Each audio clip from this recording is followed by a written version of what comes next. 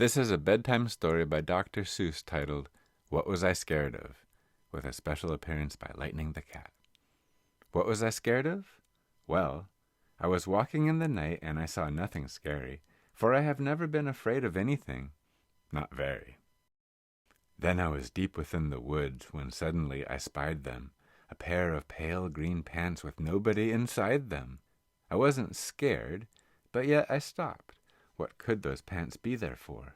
What could a pair of pants at night be standing in the air for? And then they moved, those empty pants. They kind of started jumping, and then my heart, I must admit, it kind of started thumping. So I got out.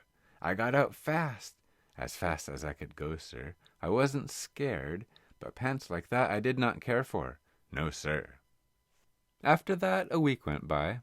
Then one dark night in Greenwich, I had to do an errand there and fetch some Greenwich spinach. Well, I had fetched the spinach.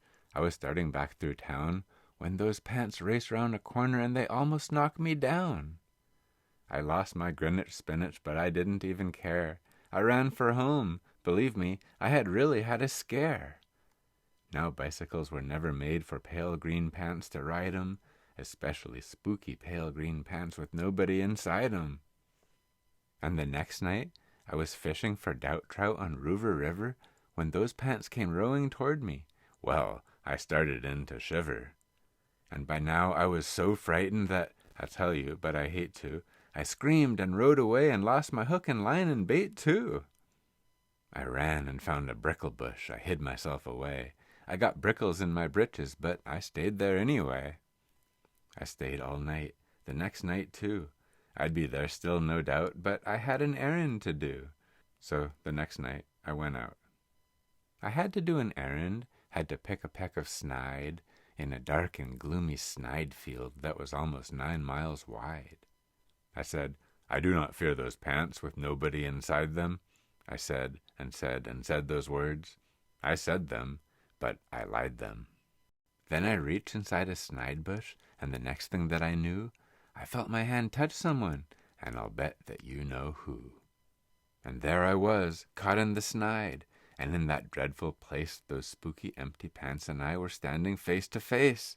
I yelled for help, I screamed, I shrieked, I howled, I yowled, I cried, oh, save me from these pale green pants with nobody inside. But then a strange thing happened. Why, those pants began to cry. Those pants began to tremble. They were just as scared as I.